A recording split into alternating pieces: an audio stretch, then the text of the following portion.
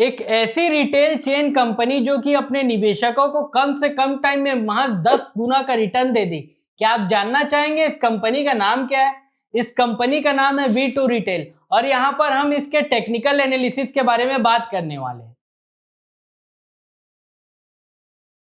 इसके technical analysis के बारे में बात कर ले तो जैसा कि आप लोग देख पा रहे होंगे, इस पर्टिकुलर कंपनी का शेयर प्राइस जो है रेजिस्टेंस लाइन के नीचे, और रेजिस्टेंस लाइन को हमने ब्लैक कलर से डिनोट किया है।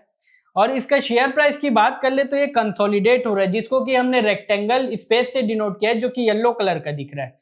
उसके बाद इस शेयर प्राइस को थोड़ा बारीकी से देखें तो इसका शेयर प्राइस जो है 20 पीरियड मूविंग एवरेज के नीचे है, यानी कि ये बताता है कि मोमेंटम लेस हो चुका है इस पर्टिकुलर कंपनी का शेयर प्राइस। लेकिन उसी के थोड़ा समय पहले अगर आप देखें, जहां पर कि हमने 10x से डिनोट किया है, तो जब इसका शेयर प्राइस जो पहले रेजिस्टेंस से निकला, जिसको कि हमने डिनोट नहीं किया लेकिन उसको ब्लैक कलर की लाइन से बताया, वहां से ये शेयर प्राइस चलना चालू किया और ये 10 गुना बढ़ गया। तो जब कोई भी शेयर प्राइस इतना चल जाता है तो थकने और सुस्ताने का वजह तो होता ही है।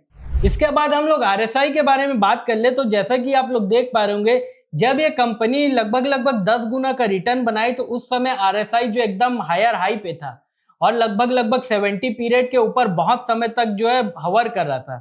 लेकिन अभी हाल फिलहाल के बारे में बात कर ले तो इसका जो वैल्यू है 47 के आसपास आ गया है और ये जो है 20 पीरियड मूविंग एवरेज के नीचे आ गया है।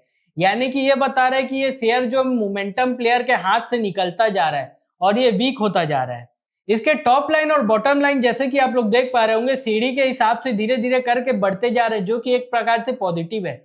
और पी को अगर हम तोड़े तो इसकी जो अर्निंग बढ़ रही है, इस कारण से इसका प्राइस बढ़ा, लेकिन प्राइस जो है बहुत ज्यादा चल चुका था तो अभी जो है सुस्ता आ रहा है।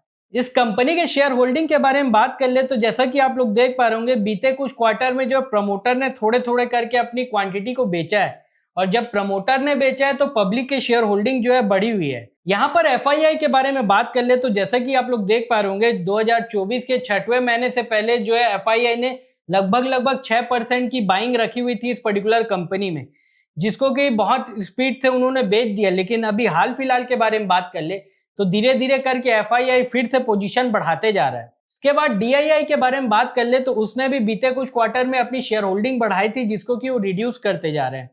तो यहाँ पर FII अपना क्वांटिटी बढ़ा रहा है लेकिन DII थोड़ा कम कर रहा है।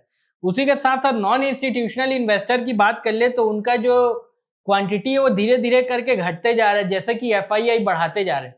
यानी कि शेयर जो है इस पर्टिकुलर मोमेंटम लेस एरिया में FII की बाइंग, यानी कि स्ट्रॉन्ग प्लेयर के तरफ बता रही है शेयर के जाने की। उसी के साथ आप नंबर ऑफ शेयर होल्डर के बारे में बात कर ले तो बीते कुछ समय से बहुत ज्यादा बढ़े हैं, जो कि एक प्रकार से डिस्ट्रीब्यूशन को बता रहा है। अगर आप इस कंपनी को पूरी होलिस्टिक तरीके से जानने की कोशिश करें शेयर प्राइस से, तो यहाँ पर यह पता चल रहा है कि जो डिस्ट्रीब्यूशन हो रहा था वो खत्म हो रहा है। धीरे धीरे करके जो बड़े प्लेयर हो क्वांटिटी उठा रहे हैं, खास करके FII। और यहाँ पर आगे चलते चलते हमें नंबर ऑफ शेयर होल्डर और DII की क्वांटिटी को देखना पड़ेगा। अगर ये सारी चीजें जो है बढ़ते क्रम में दिखती है तो यहाँ पर फिर से जो शेयर मजबूत हाथों में जाएगा और उसके बाद तेजी आएगी, तो वहां से बहुत बड़ी तेजी आ सकती है, जो कि अभी नहीं दिख रही है और इसके कारण जो है मोमेंटम लेस लग रहा है प्राइस। तो चलिए अब हम इस कंपनी के फंडामेंटल के बारे में बात कर लेते हैं। तो जैसे कि आप लोग देख पा रहे होंगे, ये कंपनी का मार्केट कैप 6138 करोड़ के आसपास है, जो कि इसे एक प्रकार से स्मॉल कैप की कैटेगरी में ले आता है।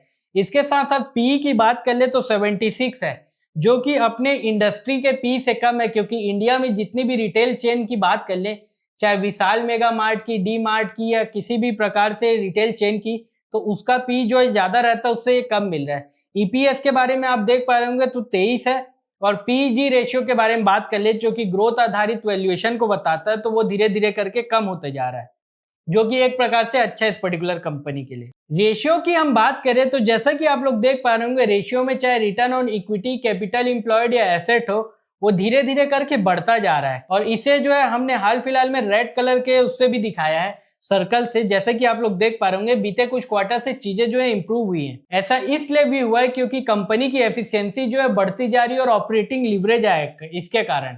और ये सारी चीजें एक प्रकार से पॉजिटिव मोमेंटम और सेंटीमेंट क्रिएट कर रही है इस पर्टिकुलर शेयर के लिए। इसके बाद हम इस कंपनी के फाइनेंशियल्स के तरफ चले तो वहां पर भी आप लोग देख पा रहे होंगे, रेड कलर के सर्कल से हमने डिनोट किया है, इसका क्वार्टर ऑन क्वार्टर जो है रिवेन्यू बढ़ते ही जा रहा है। इसके साथ साथ ऑपरेटिंग प्रॉफिट भी बढ़ी है और ऑपरेटिंग मार्जिन के बारे में बात कर ले तो 25 मार्च में जो है थोड़ी 11% थी, उसके बाद ये 14% बढ़ी, जो कि ओवरऑल ट्रेजेक्ट्री अगर आप दिसंबर 2024 के छोड़ के देखें तो ओवरऑल ये बढ़ते हुए दिख रही है, जिसके कारण हुआ यह है कि इसके प्रॉफिट बिफोर टैक्स और आफ्टर टैक्स जो है बढ़ रहे हैं और इसी कारण से ईपीएस बढ़ रहा है। और प्राइस अगर एक जगह रुक जाता है, जैसा कि बहुत देर से अभी रुका हुआ है, और अर्निंग बढ़ रही है तो पी जो है कंप्रेस हो जाता है, तो मार्केट इसको फेयर वैल्यू में जज करेगा, तो यहां से इसका शेयर प्राइस जो है बहुत ज्यादा स्पीड से बढ़ पाएगा, जिसकी शुरुआत जो है एफआईआई के बाइंग से चालू हो चुकी है। तो ये था टेक्निकल और फंडामेंटल एनालिसिस इस पर्टिकुलर कंपनी के बारे में।